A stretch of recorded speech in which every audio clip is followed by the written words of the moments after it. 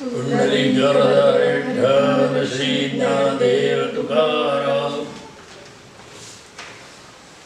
भूत नावरे कोणासी पुंडलिके खेळले त्यासी.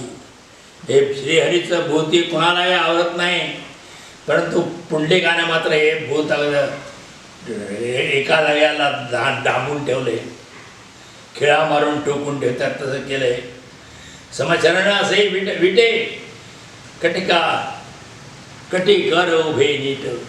हे विटेवर उभा आहे, समचरण समान पावलं ठेवून आणि कमरेवर हात आहे.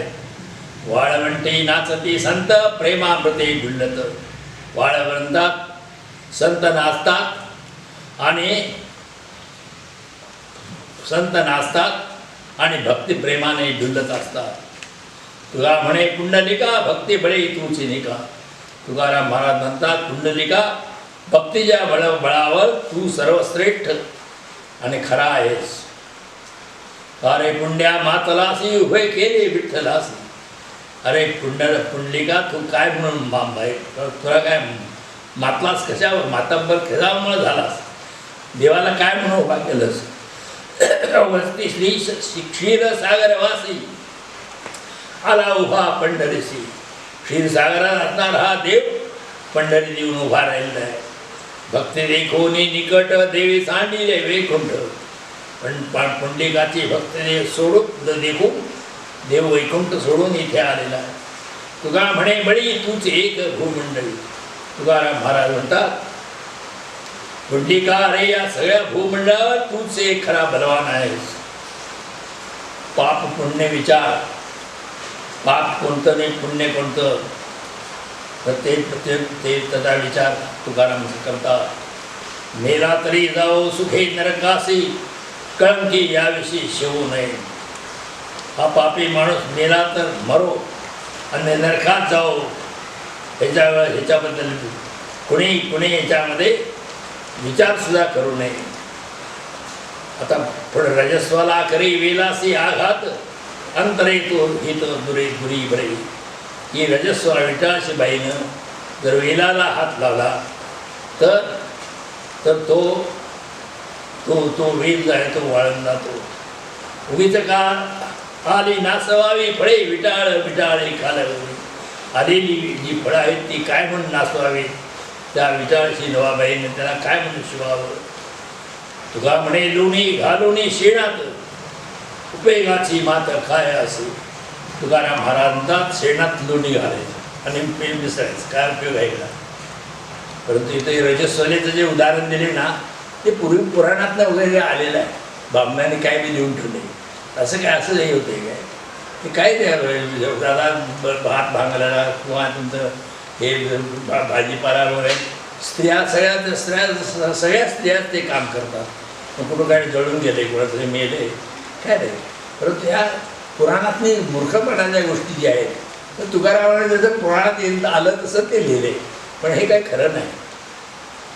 स्त्रियांच्याबद्दल जी पुराणातल्या ब्राह्मण लोकांची जी दुष्ट भावना आहे ती ह्यात आलेली आहे, तर ती काही खरी नाही.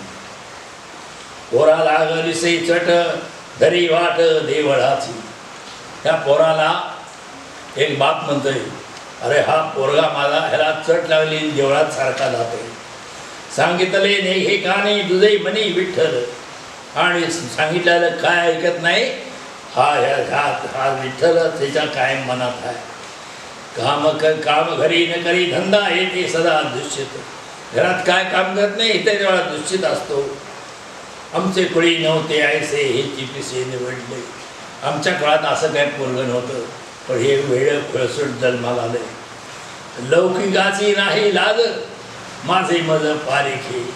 ह्याला लौकिकाची ह्या मुलाला लाज वाटत नाही आणि मला परका झालेला आहे. तुका म्हणे नरका जाणे या वचने दृष्टाचे. तुकाराम महाराज म्हणजे असा जो बाप म्हणतोय आपल्या पोराला, तो आपल्या नरकाला जायची दुष्ट माणूस हा तयारी करत असतो. देवळात मुलगा गेला म्हणून काय त्या मुलाला काय बोलायचं काय. आचरणा ठाव नाही अंगी स्वतः भाव. शुद्ध आचरण करण्याचा हा काही प्रयत्न करीत नाही. याच्याकडे भावभक्ती नाही. करबी आणि कांचे घात थोडी काढून पंडित हा इतरांचे परस्पर घात घडवून आणतो आणि पंडित म्हणून अनेकांचे वैगण्य सांगत फिरतो.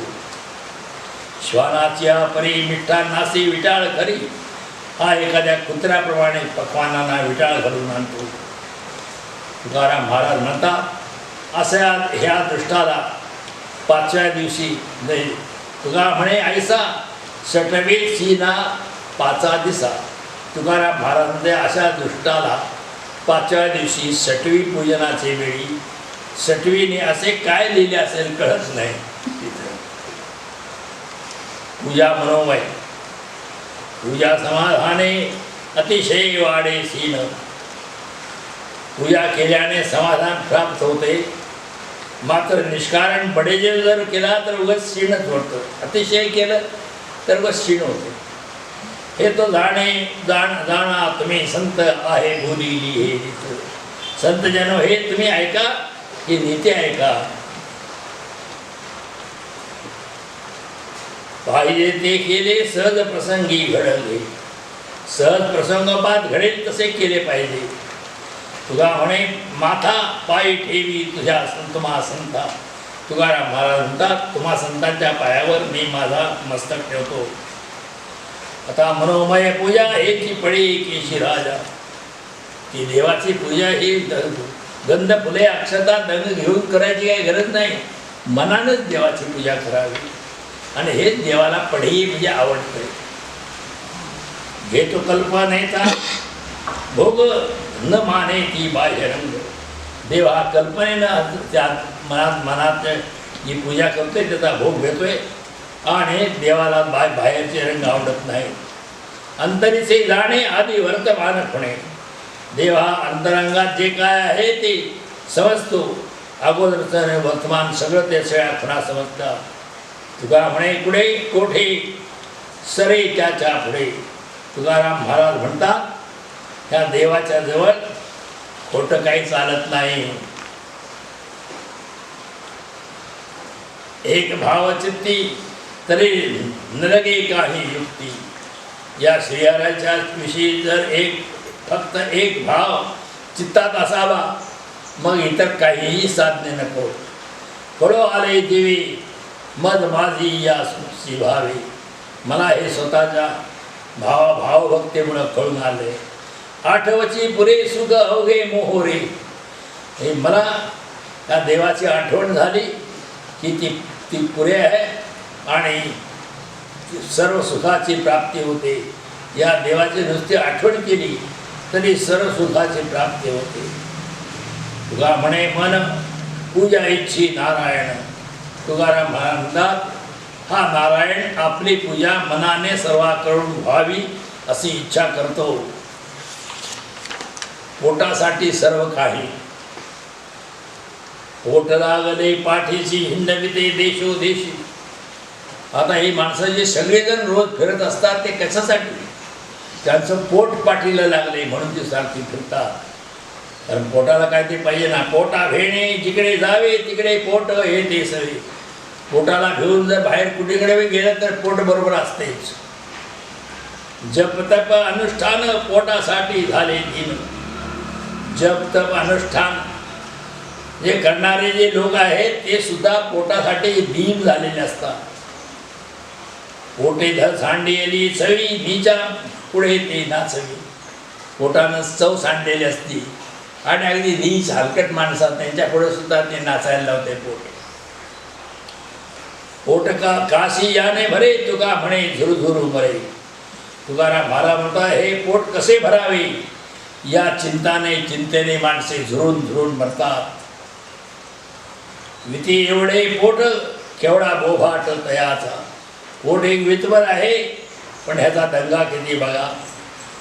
जळोयाची विटंबना भूक जना नाचवी. त्या पोटाची विटंबना जळून जाऊ देत त्याला लोकांना ही भूक नाचविते. अभिमान सिरी भार जाले खर तृष्णेचे. आणि हे पोट माणसाला वाटेल ते वागायला लावते. अभिमान आणि तृष्णा यामुळे माणसे गाढ होतात. खरं खरं म्हणजे गाढ होतात. तुका म्हणे नरका जावे हाच देवे व्यापार. तुकाराम महाराज म्हणतात या सर्वामुळे नरकाला जाण्याचाच व्यापार घडतो. आता प्रेम नाही सांगता बोलता अनुभव चित्त जाणे. ते प्रेम काय सांगता येत नाही, बोलता बी येत नाही, पण प्रेम हे देवावरचं जे प्रेम आहे ते अनुभवात चित्तात अनुभवाला येत आहे. कासवीचे बाळ वाढे कृपा दृष्टी. कास जे असते, कासवीत जे असते, कासवाची मादी, तर तिचं जे बाळ असते ती त्याला काय पाजत नाही, त्याला काय वाकी करत नाही, पण ती लांबनं बघितली की त्या मुलाचं तोंड भरतं, पोट भरते कासवीच्या पोळाचं. दुधाना ही भेटी अंगसंगे. दुधाची भेट नाही किंवा अंगाची संगत बी नाही, फक्त लांबनं बघितल्यावर तिचं पोट भरते. हे पोटामध्ये कोणी सांगितले लपा सर्पा उपजता लपा. कोणी सर्पा सांगितले लपा म्हणवली.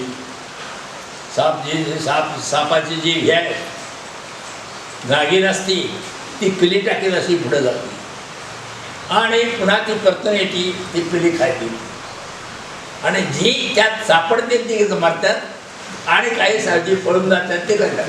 मग ते पळून जाणार नाही. कुणी शिकवलं की पळून जावं म्हणून? नुसतं जन्माला आले तर लगेच त्याला कुणी शिकवलं? उपजाता लपा म्हणवणी बोलवून नेणे परी जाणे गोडक्षार अंतरी विचार त्यासे ठावा.